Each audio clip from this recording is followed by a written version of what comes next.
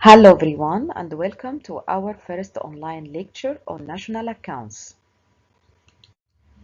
In this lecture we will complete chapter 2, distinguishing between volume and price increases. The main points of the chapter are chained accounts and the loss of additivity, unpleasant practical consequences of chain linking, the special cases, and finally the key points of the chapter. Chained accounts and the loss of additivity. In the previous lecture, we explained volume indices and the method of constant prices. Without going into the detailed problems of volume indices, it's relatively easy to explain why constant prices aren't fully satisfactory for economic analysis. That's because the choice of a fixed year or a base year means that one is using price structures that become more and more distant from the current structure. Let's take an example. Prior to recent reforms of the French national accounts, the pattern of relative prices used in France for calculating changes in volume in the current year dated as far back as 18 years. Because the French national accounts continued using the old base 1980 until 1998. As a result, the increasing distance from the base year clearly led to measurement distortions. Let's take an example to explain how these distortions take place. For an example, the quantities of computers bought towards the end of the 1990s were rising sharply from year to year. It was hardly reasonable to weight these increases using the price structure of the year 1980 when the relative prices of computers were very high. Weighting this increase using the old price structures led to changes in volume being overstated and the decrease in prices being understated in the more recent periods, thus distorting the historical picture. It's for this reason that the national accounts use what is now called the chain linking method. The chain linking method involves 3 stages. In the first stage, the accounts are calculated at the prices of the previous period. As the prices of the previous period is valid because the differences between the two prices are not large. In this way, one obtains the change in the aggregates between the preceding and the current period, referred to in the case of annual accounts as accounts at previous year's prices. In the second stage, these changes are chained, aggregate by aggregate. Chained means multiplied each one with the subsequent one. In this way, one obtains a series of growth rates, each of which uses the price structure of the previous period.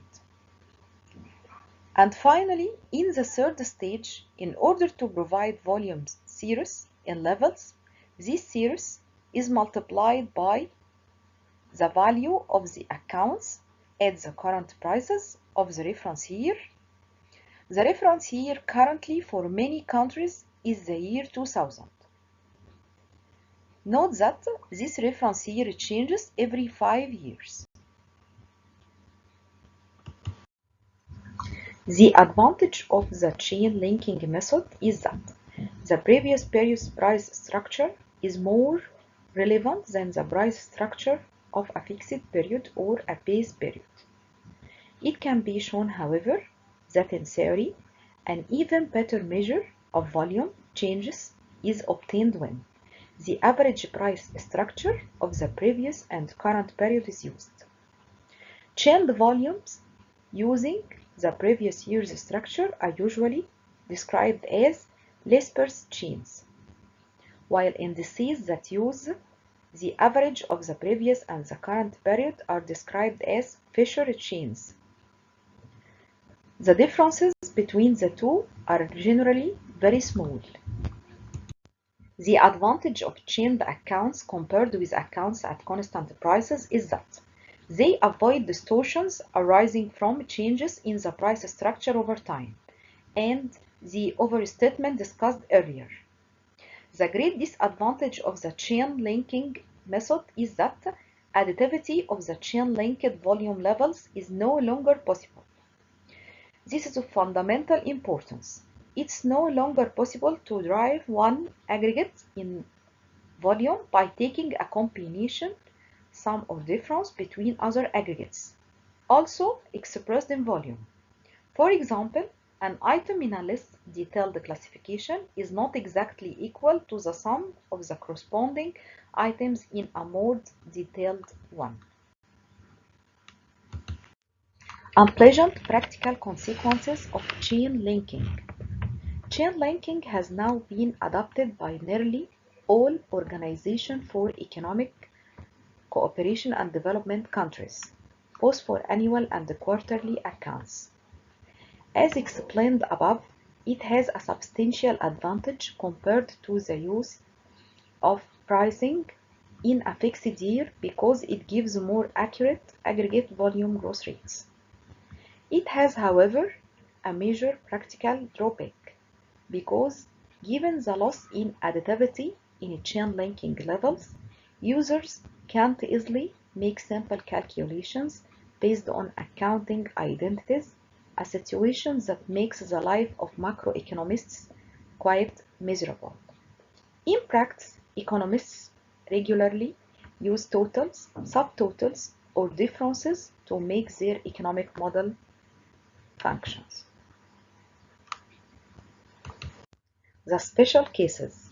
Since the national accounts cover the entire economy, they include certain products for which the notation of quantity is not always clear. An example of this is unique products. For example, it's very difficult to calculate the change in volume for the output of sheep yards because it's practically never the same sheep that is built in successive years. Each sheep is a unique product made up of a multitude of variable elements. In that case, how is one to make a comparison between the 2 years? Another example is services provided between firms, such as software maintenance or the services of business law firms. How is the quantity of these services to be defined? One possibility is to rely on auxiliary indicators like the number of hours worked. For example, the quantity of software maintenance could be regarded as equal to the number of hours worked by the computer experts. A very similar result could be obtained by using a volume indicator derived by deflating the turnover of the maintenance firms by an hourly wage index. This is what the national accounts often do in practice. However, the result is open to argument. For one thing, this indicator implicitly assumes that there is no productivity gain affecting these software experts, which is not a realistic hypothesis. Fortunately, the measurement of the volume of these services doesn't affect gross domestic product because they are intermediate consumption, and the only elements contributing to final demand affect gross domestic product. Another example is the volume of output for public services, which account for a very substantial part of gross domestic product, since they include education, public health care, defense, law and order, and general administration, all of which are elements of final demand. In these cases, there is simply no price available, since by definition, this output is not offered for sale. Nevertheless, these services have a cost, consisting mainly of the pay received by the public employees plus various types of intermediate consumption. For example, electricity, telecommunication, stationery, and other office supplies. and also of consumption of fixed capital, wear and tear, for example, on school and hospital buildings. In order to calculate the volume of output, these costs will have to be deflated and then added together. For example, salaries can be deflated by a salary index for teachers, public hospital staff, military personnel, and other government workers. As with the example of software service providers, this method implies constant productivity for these categories of personnel, which is disputable to say the least. For this reason, many statistical offices are considered introducing direct indicators of volume, known as output indicators. For example, in the case of education, the direct indicator might be the number of pupils successfully completing their schooling, although this indicator has the defect of considering all pupils as identical and assuming that the standard of examinations remains constant. In the case of public hospital services, the indicator could be the number of patients weighted by the cost of treatment, with a careful distinction being made between the different types of treatment. Unfortunately, it's not easy to find suitable indicators for the output of other services rendered by general government. For example, how is one to assess the output of tax examiners, firemen, or members of the armed forces? For these branches of general government, one is reduced to deflating the costs and in particular deflating wages paid by an index of salaries. The usual practice is to deflate wages paid by the increase in basic wage rates agreed upon by the government and the employee representatives. However, the government's wage bill will change not only because of these agreed upon changes to the basic wage, but also because of the changes in the composition of the labor force. If there are more staff in higher grades this year compared to last year, then the government wage bill will rise. In addition, in most countries, the wage scales for government employees provide for regular increases based on years of service. Note that a deflation process that depends only on agreed upon changes to the basic wage will mean that increases in the government wage bill that arise either because more staff are being hired in senior grades or because the government labor force is aging will count as increases in the volume of output. However, not much empirical evidence to show what is the exact reason of this increase in the output of government. The volume price breakdown is even more difficult in the case of industries such as banking and insurance. National accountants measure the output of these activities by difference. The difference between interest receipts and payments in the case of banks, and the difference between insurance premiums received and insurances paid out in the case of insurance. This way of measuring current price output provides no clear indication of how to allocate output between volume and price. The definition of volume in the case of these services therefore remains somewhat unclear, and the countries use different methods. Another special case is trade and transport margins and the taxes on products.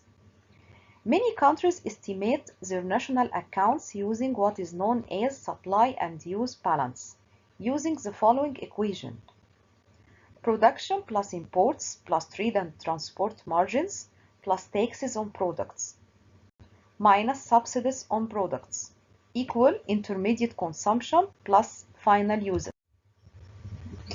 In order to establish this equilibrium in volume, taxes and subsidies in volume, and margins in volume must be estimated. These are strange concepts, to say the least, since they relate to prices and compress no element of quantity. The convention adopted is as follows.